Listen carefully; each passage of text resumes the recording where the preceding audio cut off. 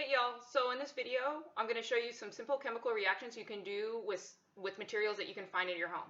So if you have baking soda or vinegar or some eggs in the refrigerator, a balloon, and even some old dull pennies, these are reactions you can do safely at your house with your family. First thing you're going to need to do is go find some pennies. So you can probably search in a junk drawer or an old piggy bank and find some old pennies. You want specifically the ones that have kind of like turned a darker brown, that are dull and not shiny anymore.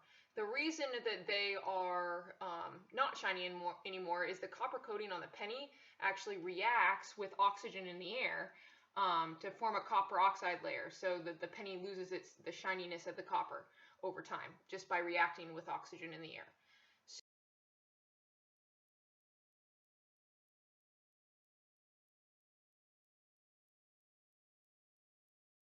So I have a solution of vinegar and some salt, and we're going to put our penny in here. I only have a little bit down in the bottom. And we're going to see if we can remove some of that copper oxide layer. And you can already see, I mean, you probably can't tell. Actually, you can just, if I'm looking at this, you can just see my fingers in the video. But if we take a look at that penny, let me see if I can get that up where you guys can kind of see it. Lighting is terrible. You might just have to take my word for it that it has started to remove that copper oxide layer. Let's see if I can get it better with that hand. Yeah, there you go. You can kind of see it.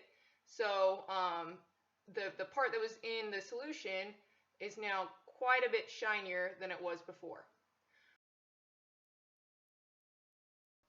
Okay, so here is an example of another chemical reaction you can do with the vinegar.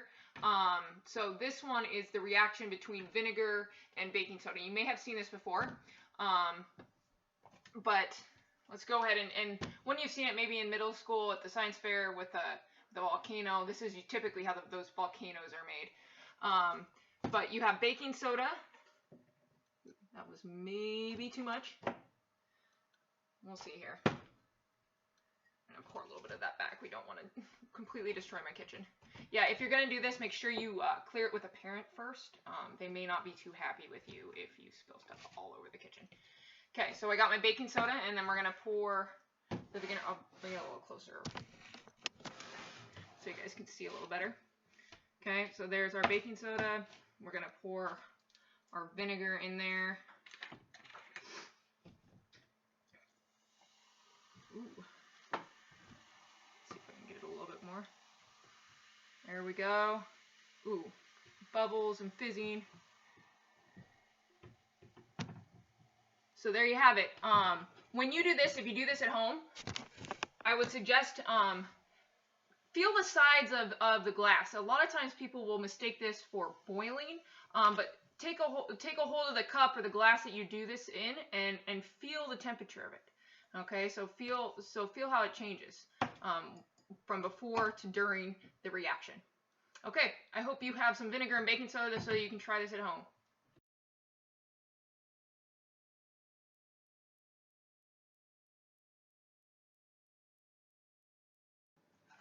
Okay, the last experiment I'm going to do for you guys tonight is we are going to make a naked egg.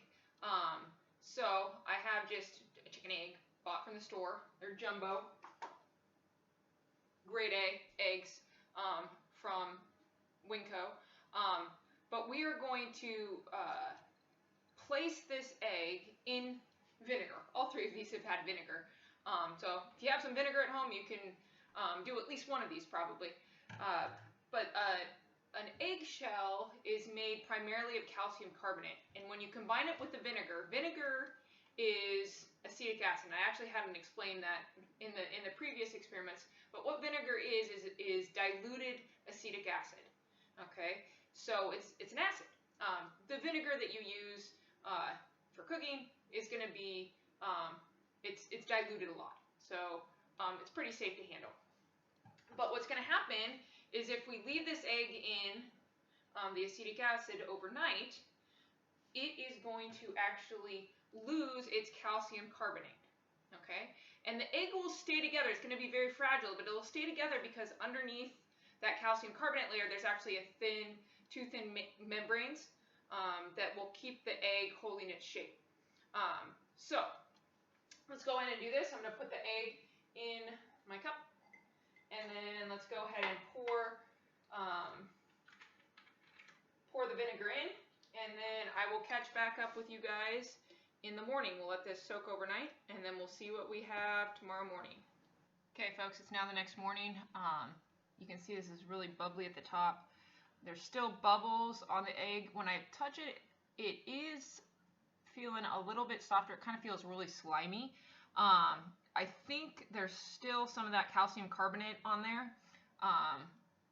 So you should not be able to see this white anymore. So we're going to let it go. It's been about 13 hours since we last looked at this. So we'll go ahead and wait, and I'll give you a check-in another 6 hours or so.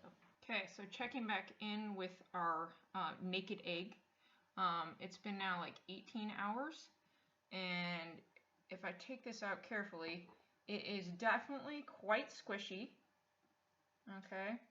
And then let's compare it to another egg.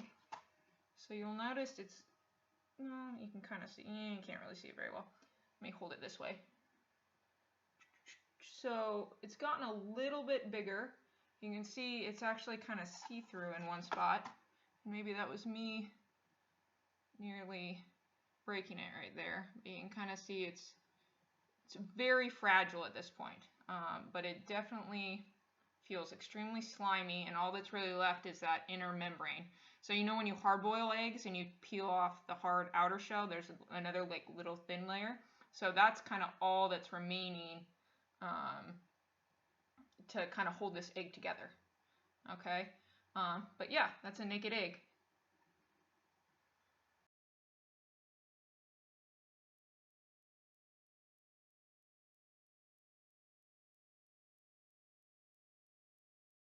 So today it was so nice out that I thought I should come out and play around with some baking soda and vinegar again. So here's my baking soda, here's my vinegar. I brought it outside. So we're going to try a couple things. The first one here, I'm improvising, trying not to go out and about. So usually I do this with a balloon. So it might get messy because I'm going to try to tie this to here with a rubber band. So what we are going to do is I'm going to pour some vinegar in the bottom here, and this could go badly.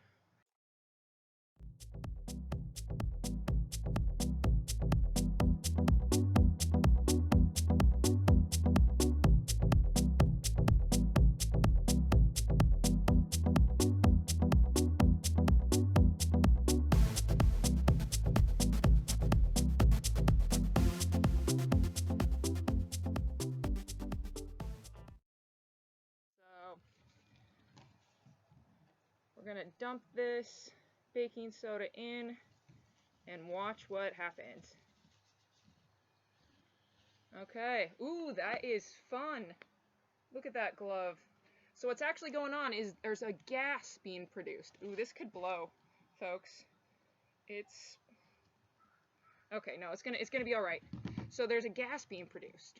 So what you're seeing is the balloon, this rubber glove is filling up because of that carbon dioxide gas that's being released by the chemical reaction between the vinegar and the baking soda.